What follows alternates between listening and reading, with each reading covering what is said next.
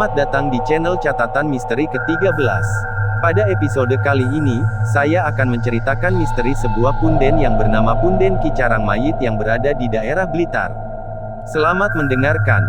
Penampakan Ki Carang Mayit hampir selalu diikuti oleh peristiwa kecelakaan lalu lintas dengan merenggut banyak korban jiwa. Sebagian korban dijadikan anak buahnya untuk menguasai zona rawan kecelakaan yang lazim disebut jalur tengkorak. Siapa sebenarnya Ki Carang Mayit? Begini ceritanya, lelaki renta berwajah tirus itu bercaping lebar. Pakaian yang membalut tubuhnya yang kurus berwarna serba hitam. Model pakaiannya gombrong-gombrong seperti lazimnya yang dikenakan para petani di pedesaan. Dalam setiap penampakannya selalu mengesankan dirinya sebagai seorang penggembala yang sedang menggembalakan bebek-bebeknya pada senja hari di sebuah areal persawahan yang luas dan terletak di tepi jalan raya. Warga mempercayai kakek renta itu sebagai Ki Carang Mayit yang sedang memberi tanda-tanda. Penampakan Ki Carang Mayit memang selalu terkait dengan tanda-tanda akan terjadinya sebuah peristiwa kecelakaan dengan membawa banyak korban jiwa. Kepercayaan demikian sudah terlanjur melekat kuat di benak para warga yang bermukim di sekitar pundennya. Punden Ki Carang Mayit sendiri terletak di Desa Popo Kecamatan Wolingi Kabupaten Blitar Provinsi Jawa Timur. Lokasinya berada di sebuah areal persawahan di tepi jalan raya jalur Blitar, Malang.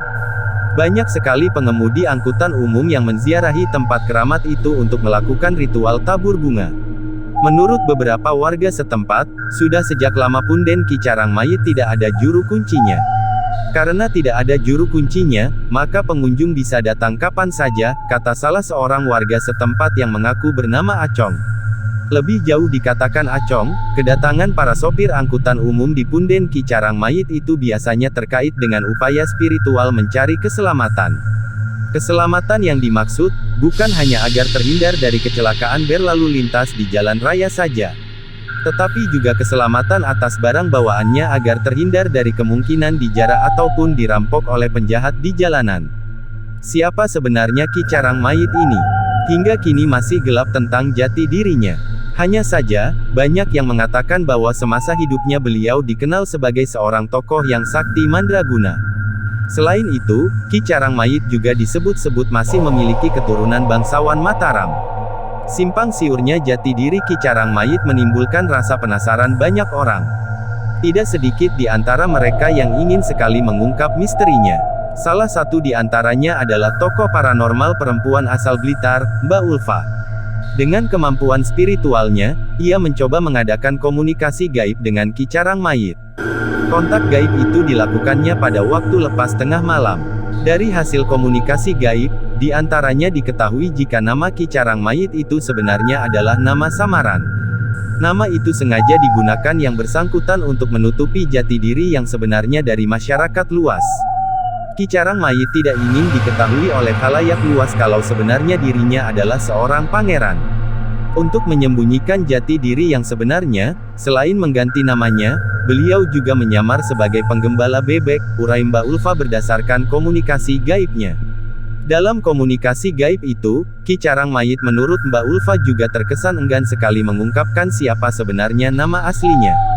Dia hanya mengatakan bahwa dirinya juga memiliki hubungan dengan penguasa gaib Laut Selatan, Nyi Roro Kidul, tegas Mbak Ulfa. Bahkan menurut hasil komunikasi gaib saya dengan Ki Carang Mayit, bahwa atas petunjuk Nyi Roro Kidul lah jika akhirnya beliau berada di kawasan timur Blitar.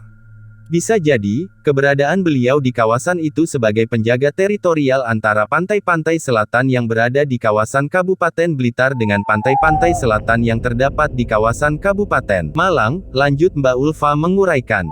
Yang jelas, bagi masyarakat yang bermukim di sekitar pundennya, nama Ki Carang Mayit memiliki konotasi kematian. Bukan hanya kematian biasa, tetapi kematian yang menimbulkan kesan horor dari sebuah peristiwa kecelakaan lalu lintas yang merenggut banyak korban jiwa. Tetapi sebenarnya, nama Ki Carang Mayit itu sendiri sudah merupakan sebuah peringatan bagi mereka yang mampu berpikir ke arah sana. Sebab dalam bahasa Indonesia, arti carang itu adalah rumpun duri bambu. Dan mayit itu artinya mayat, ungkap Mbak Ulfa dengan nada prihatin. Namun ada juga versi lain dari cerita Ki Carang Mayit.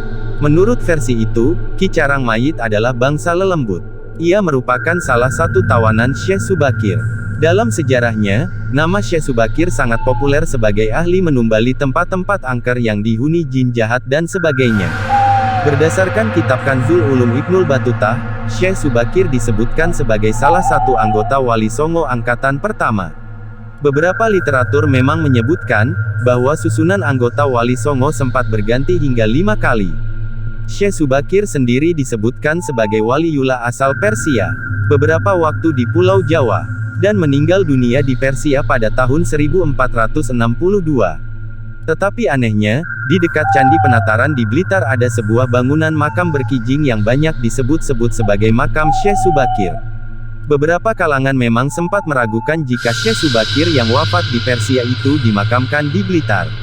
Kalangan yang meragukan ini cenderung beranggapan bahwa bangunan makam yang dikeramatkan dan yang selama ini disebut-sebut sebagai makam Syekh Subakir itu tidak lebih dari petilasan sang Syekh itu sendiri.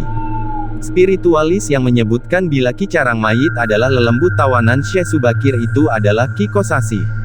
Karena keganasan dan keliarannya, dia dan sejumlah lelembut lainnya sempat dikerangkeng oleh Syekh Subakir di sebuah tempat yang nyaris tidak terjamah manusia, papar Ki Kosasih. Mereka dikerangkeng untuk jangka waktu yang cukup lama, tandasnya. Tetapi sejak beberapa waktu lalu, masa pengkerangkengan Ki Carang Mayit usai. Dan tampaknya, pengkerangkengan itu sama sekali tidak memberikan efek jera terhadap diri Ki Carang Mayit itu sendiri. Buktinya, Ki Carang Mayit tetap haus darah. Penampakannya selalu diikuti oleh peristiwa kecelakaan yang merenggut banyak korban jiwa. Pembelengguan Ki Carang Mayit oleh Syekh Subakir tentu bukan tanpa sebab. Dalam kisahnya disebutkan, Syekh Subakir sudah berulang kali mengingatkan Ki Carang Mayit agar mampu mengendalikan diri dalam setiap memenuhi ambisi pribadinya.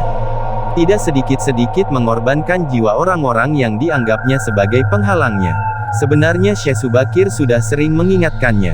Namun rupanya peringatan tersebut sama sekali tidak digubris oleh Ki Carang Mayit. Karena tak ingin jatuh korban lebih banyak, terpaksa Syekh Subakir membelenggunya, papar Ki Kosasih.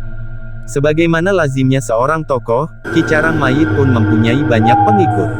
Pengikutnya sendiri terdiri dari bermacam-macam jenis makhluk halus. Sebagian besar di antara mereka adalah korban kecelakaan lalu lintas di jalan raya yang meninggal dunia dengan sia-sia. Masing-masing pengikut Ki Carang Mayit ini juga memiliki wilayah kekuasaan sendiri-sendiri. Wilayah kekuasaan yang dimaksud adalah jalur-jalur rawan kecelakaan lalu lintas jalan raya yang lazim disebut dengan jalur tengkorak. Demikianlah cerita misteri Punden Ki Carang Mayit yang berada di daerah Blitar. Jangan lupa klik tombol subscribe, like dan share-nya ya. Terima kasih. Wassalam.